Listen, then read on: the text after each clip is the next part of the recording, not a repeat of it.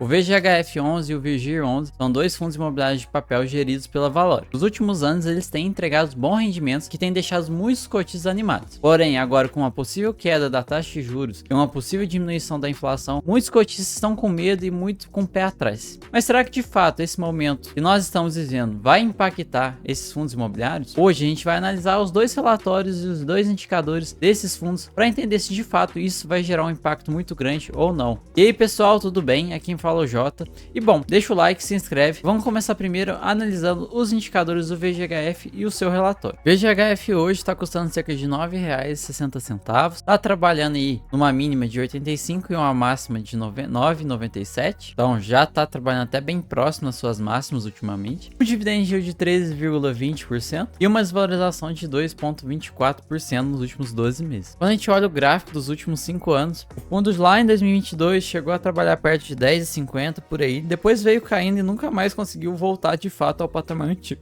Por agora ele vai conseguir chegar a esse patamar novamente. Seu valor justo atualmente está em R$ 9,43, então tá um pouquinho acima quando comparado ao valor atual. PVP 1,01, que mostra que de fato ele tá um pouco mais caro, cerca de 1%. Tem 18 milhões em caixa e 264 mil cotistas, é um fundo muito grande quando a gente olha a base de cotistas. Seu patrimônio total tem cerca de 687 milhões, é um fundo relativamente ainda não tão grande, uma liquidez média diária de 2,3 milhões. O seu último rendimento anunciado foi de 12 centavos. O fundo já vem pagando esse rendimento aí desde abril, porém ainda assim comparado com o ano passado, não está passando por momentos mais baixos, já pagou até 10, 9 centavos, mas agora está em 0,12, vamos ver por quanto tempo que ele consegue manter esse rendimento. Lembrando que o VGHF, diferentemente de outros fundos, ele tem carteira de ações, ele faz giros e consegue gerar lucros, e esse lucro ele pega e distribui, então é um resultado um pouco mais variável. Se mês que ele conseguir fazer um giro maior, ele entrega mais, e mês que ele não conseguir girar tanto, ele vai entregar um pouco menos. Aqui a gente chega no relatório do fundo, a gente vê que ele tem cerca de 94 ativos diferentes, um total investido de 750 milhões, sendo desses 750 milhões, 88 milhões em operações de compra e venda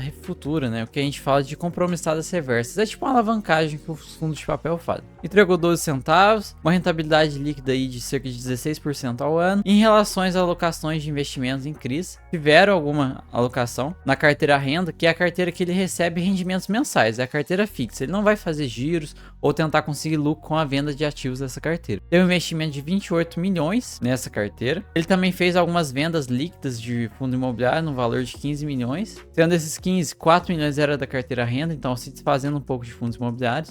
E na carteira valor, teve um aumento aí na aplicação de ações no valor de 3,8 milhões. E atualmente a carteira renda equivale a 77% do total de ativos e é valor cerca de 22%. É um fundo que tem uma taxa de administração de 0,90 do patrimônio líquido do fundo e uma taxa de performance de 20% do que o IPCA mais a média anual do IMAB 5. Aqui a gente tem a carteira de CRI dele, a maior alocação está em 6,46%, é um pouco concentrado. Tem a carteira de FIDCs, é um pouco menor, a maior alocação está em 2,17%. A carteira de fundos imobiliários, eu julgo até que interessante, a gente não tem fundos com problemas, a gente, por exemplo, a gente tem aqui KNIP, um bom fundo imobiliário, PVBI, outro fundo que eu gosto bastante, CPTS, KNCR, JSRE, VGIP, BRCR é um pouco contraditório, mas ainda assim é um bom fundo, BRCO, assim, são fundos imobiliários de boa qualidade aqui, a gente não tem aqueles fundos imobiliários com problemas, que, como vocês sabem, a turminha do barulho não está presente, então, de fato, é uma carteira até que relativamente muito boa comparada a outros fundos imobiliários. Em ações a gente tem Multiplan, Allianz, Sony, São Carlos, Scion PropTech. Em relação à distribuição de rendimentos, no mês de julho o fundo conseguiu aí gerar um total de receitas aí de cerca de 9,9 milhões, sendo 8 milhões de provento, juros, correção monetária e 1,6 milhões de negociações. Lembra que eu falei com vocês que na carteira valor deles eles vão criar um giro muito grande? Então olha só, conseguiram com esse giro, com venda de ações de fundos imobiliários, conseguiu gerar aí um total de 1,6 milhões aí de rendimento que vai entrar para a carteira do fundo. A gente mostra que esse giro é extremamente importante para a carteira, para o fundo conseguir estar distribuindo esses 12 centavos. Então, no geral, gerou 8,4 e distribuiu 8,7. Teve que utilizar um pouquinho de reservas para entregar esses 12 centavos. E ainda possui cerca de 1 centavo, no valor de 247 mil, acumulado aí caso ele precise entregar. Então a gente tem que ficar de olho para ver se de fato, se o fundo não conseguir fazer um giro tão grande no próximo mês, ele talvez não entregue os 12 centavos, diminua para 11 e tudo mais. Aqui a gente tem a carteira dele, a gente vê como que ele é bem diversificado. Tem uma posição relativamente grande em CRIs, mas depois vem FIDCs, fundos imobiliários, ações, SPS, até o caixa. Sim, muito bem diversificado em relação a isso. Indexador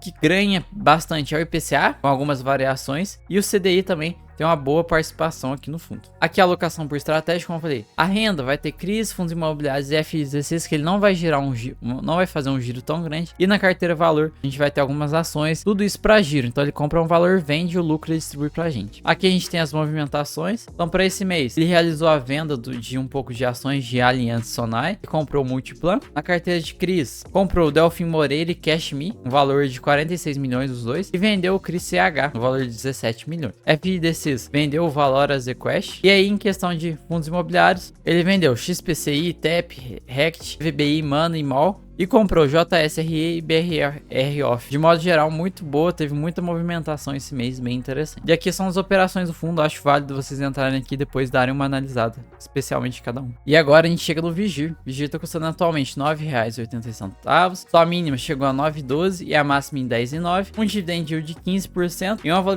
desvalorização nos últimos 12 meses aí de cerca de 2%. Quando a gente olha o gráfico, a gente vê que lá, antes da pandemia, ele conseguiu ter um pico, um valor até que relativamente bem alto, mas depois começou a ter aquela queda, atingiu a mínima aí de R$7. E aí vem se recuperando, ainda não conseguiu se recuperar totalmente ao valor que ele custava antes, porém tá bem próximo. Quem sabe aí mais pra frente o fundo não consegue se recuperar totalmente. Tem um patrimônio de quase 1 bilhão, então um fundo muito grande. O patrimonial por cota tá em 9,65, então um pouquinho caro. Hoje o PVP tá em 1,02, 15 milhões em caixa, 192 mil cotistas, fundo também muito grande. Uma liquidez média diária de quase 5 milhões, uma boa liquidez. E agora para esse mês ele vai entregar em cerca de 12 centavos, então uma diminuição em relação ao mês passado. E aí, enquanto o VGHF não é influenciado tanto pelas quedas da taxa Selic, pela inflação, já que ele consegue fazer muitos giros na carteira e entregar mais rendimentos, o Vigir ele já sofre um pouco mais, já que ele é um fundo totalmente alocado no CDI, então o CDI cai, obviamente que os rendimentos devem cair. Mas com certeza essa queda, de fato, não deve ter sido já desse mês, o impacto dessa queda da taxa Selic. Foi uma queda muito pequena, de fato, a taxa Selic para impactar um fundo tem que cair 2, 3, 4%.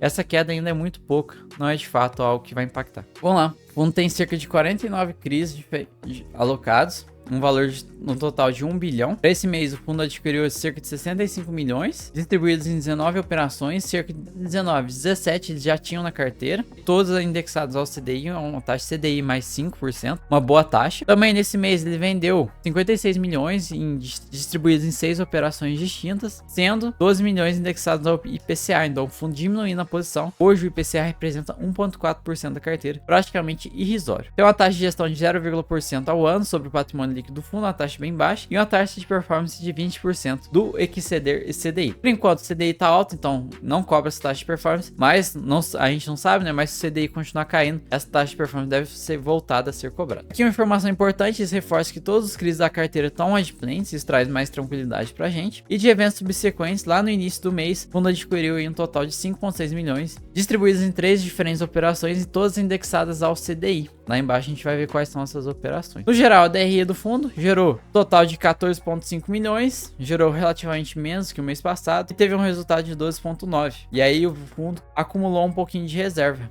resolveu distribuir um pouco menos esse mês para poder acumular, e aí tá com cerca de 1 centavo aí acumulado na reserva. Podia Valora, diferente de alguns outros, eles não gostam muito de acumular reservas, eles sempre vão estar entregando o que eles geram, eles entregam no mês. Isso é algo bom, é algo que, na minha visão, hoje eu já tô preferindo fundos que entregam menos. Então, Vigir podia pular uma entrega de 12 centavos e ir acumulando, e sei lá, se não no final do ano, final do semestre, tivesse com uma acumulação boa, ele pegava e distribuía. Acho que essa é uma visão que os fundos imobiliários de papel exclusivamente devem começar aí. Acredito que os fundos de tijolo também devem, que fazendo isso, você traz uma estabilidade maior para a cota, porque não tem como negar, nosso mercado é rentista, eu sempre falo isso em todos os vídeos, e essa valorização de rendimentos acaba que gera muita variação nos preços. Então eu acho que se estabelecer um patamar, entregar ele no final, distribuir os rendimentos que estão acumulados, eu acho que é o melhor que se fazer. Aqui a carteira de CRIs, algo que eu não gosto, tem me incomodado um pouco. Eu que sou cotista da Valora no VGHF, no Vigia, que é a questão da concentração. Eles estão com muita concentração, por mais que são fundos muito grandes,